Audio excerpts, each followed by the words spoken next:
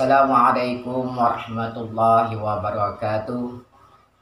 Kembali lagi bersama kami, yaitu ngobrol santai, tapi insya Allah ada mendapatkan pembelajaran sedikit demi sedikit. Mungkin hari ini ada beda sedikit, yaitu ada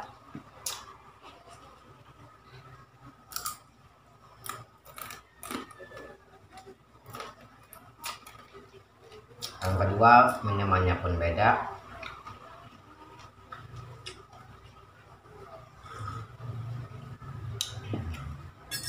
Rokoknya pun beda. Kok tetap Surya? Beda. Mas Bro juga.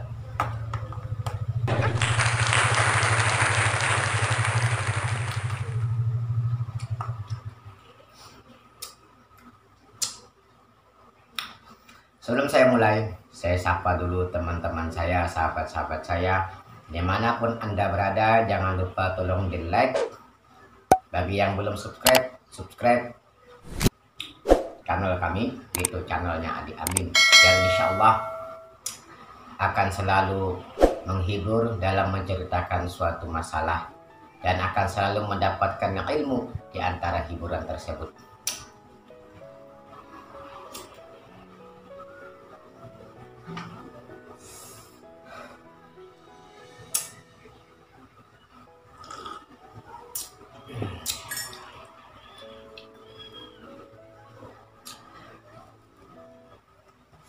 Pada video sebelumnya sudah kami bahas tentang arti jin, setan, dan iblis. Di pembahasan kita kali ini yaitu tentang asal usul dari kata iblis. Apakah iblis ini termasuk daripada golongan malaikat? Atau sebaliknya, apakah malaikat termasuk daripada golongan iblis? Tapi sebelum saya berbicara terlebih jauh, dan terlebih dalam, dan terlebih banyak, sebanyak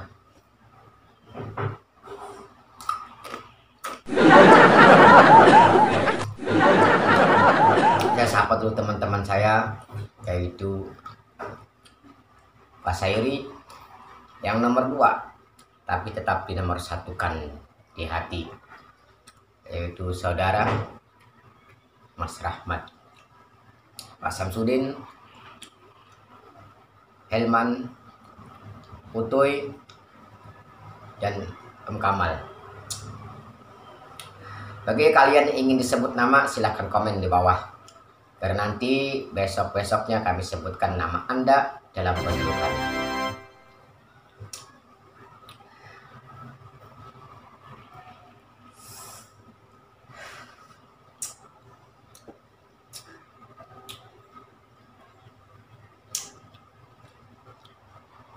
Mungkin banyak pengertian tentang kata iblis.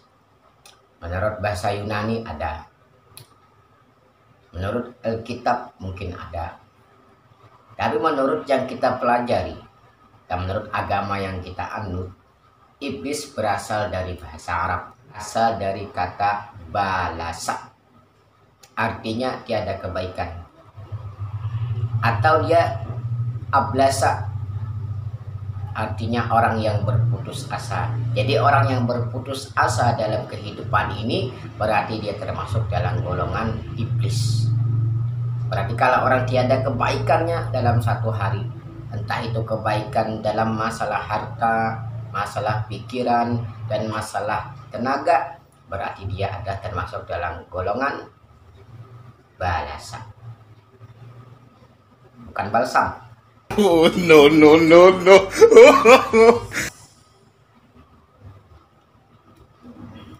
Jadi sahabat-sahabatku sudah paham, kata iblis berasal dari bahasa Arab, yaitu balasa, orang yang tiada sedikit pun mempunyai kebaikan.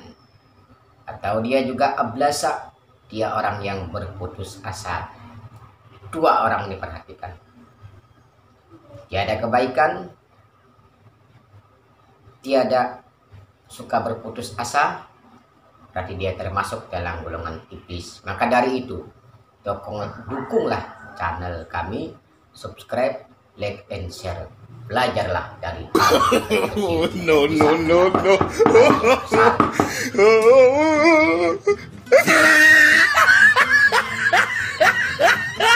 Nyambung pembicaraan kita tadi di awal tadi, apakah iblis termasuk daripada golongan malaikat atau sebaliknya malaikat termasuk daripada golongan iblis?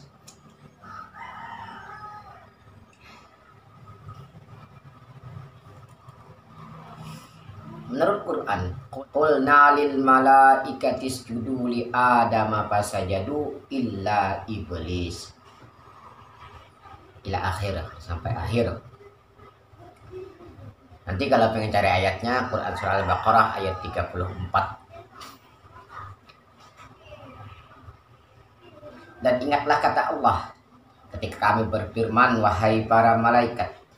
Dan ingatlah kata Allah ketika kami berfirman, wahai para malaikat, sujudlah kepada Adam. Maka sujudlah mereka malaikat tadi kecuali iblis. Berarti illa. Kalau illa menurut ilmu bahasa Arab, tata bahasa Arab di sini ada dua makna. Mustasna muttasil, istisna muttasil, dan istisna munqati, ada dua bagian. Jadi memahami illa iblis berarti dia ada dua makna. Illa muttasil, istisna muttasil atau istisna munqati. Istisna muttasil, dia tetap termasuk dalam golongan orang tersebut. Misal contoh, semua mahasiswa hadir kecuali Anton. Berarti Anton tadi termasuk dalam satu mahasiswa karena kalau dia pakai istisna muttasil. Tapi kalau dia pakai istisna munqati, semua mahasiswa hadir illa dosen, berarti dia dosen yang enggak hadir, berarti dosen bukan termasuk dalam kategori mahasiswa. Jadi iblis di sini pakai istisna munqati, dia tidak termasuk dalam golongan malaikat. Begitu pula malaikat tidak termasuk dalam golongan jin atau iblis.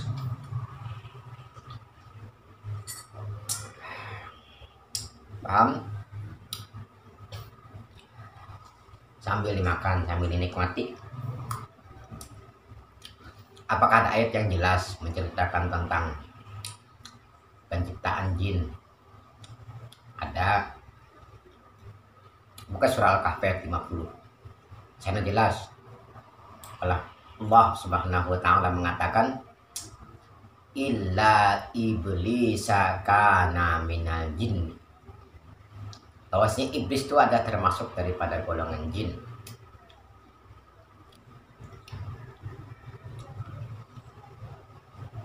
Tapi ada yang mengatakan bahwa iblis ini bernama Azazil, orang yang taat sangat beribadah. Iblis ini bahkan iblis pernah jadi penasihatnya malaikat. Jadi jangan bangga kalian yang bisa menasihati orang. Iblis pernah jadi penasihatnya malaikat, akhirnya membangkang terhadap perintah Allah, diusir dari surga. Iblis mempunyai titel Al-Zazil. Kita mempunyai titel tidak ada kan? Jadi jangan bangga kita duluan, jadi jangan bangga dan menjadi anak yang pertama. Jangan bangga kita seperti orang besar, besar badan, saya kecil, jangan bangga. Kita ambil kesimpulan untuk hari ini obrolan santai kita. Yang pertama yaitu asal dari kata iblis, yaitu berasal dari bahasa Arab, yaitu balasa, artinya tiada kebaikan sedikit pun. Jadi barang siapa yang tidak mempunyai kebaikan, hati-hati, termasuk dalam golongan balasa. Kebaikan kalian, satu saya minta tolong videonya di like, di subscribe, dan disebarkan ke teman-teman semua. Kita tahu apa dari mana asalnya kata iblis. Yang kedua yaitu dari kata ablasa, orang yang berputus asa. Jadi jangan sampai kita hidup berputus asa dalam kehidupan ini. Jadilah orang yang selalu optimis menghadapi kehidupan. Dua, jangan sampai kita menjadi orang yang sombong karena ilmu yang kita dapatkan dan kepintaran yang kita peroleh menjadikan kita tinggi di hadapan orang-orang lain dan menjadikan kita berbesar diri di hadapan orang-orang lain. Kalau badan itu sudah besar nggak jadi masalah, tapi yang dibahayakan badan kecil, ilmu tidak ada, bahkan dia bisa membesarkan diri di hadapan orang lain. Itu kayak balon namanya, bos. Kalau balon tuh, bos, kecil ya, ditiup meletus ya, dah meletus. Ketahui pula iblis adalah termasuk hamba Allah yang tidak pernah membangkang terhadap perintah Allah, terkecuali disuruh sujud sama Nabi Adam. Cuma masalah sujud dengan Nabi Adam, tidak melakukan dosa yang lain hanya karena perintah Allah yang dia tidak laksanakan. Itulah sebabnya dia diusir daripada surga. Apalagi perintah yang Allah wajibkan kepada kita semua, yang wajib bahkan hukumnya kalau tidak mengerjakan dosa, apakah kita termasuk dalam surganya Allah nanti. Nah, jadi dari itu kita ambil pelajaran dari iblis tadi. Dia tidak pernah melakukan dosa sedikit pun, tapi karena hanya tidak menuruti dengan perintah Allah, cuma sujud dengan Nabi Adam, dia tidak mau karena kesombongannya. Akhirnya iblis dikeluarkan daripada surga. Jangan sampai kita masuk dalam golongan iblis yang Allah murkai dan Allah laknat sampai hari kiamat. Dari itu belajarlah dari hal yang terkecil. Subscribe video ini, di like dan di share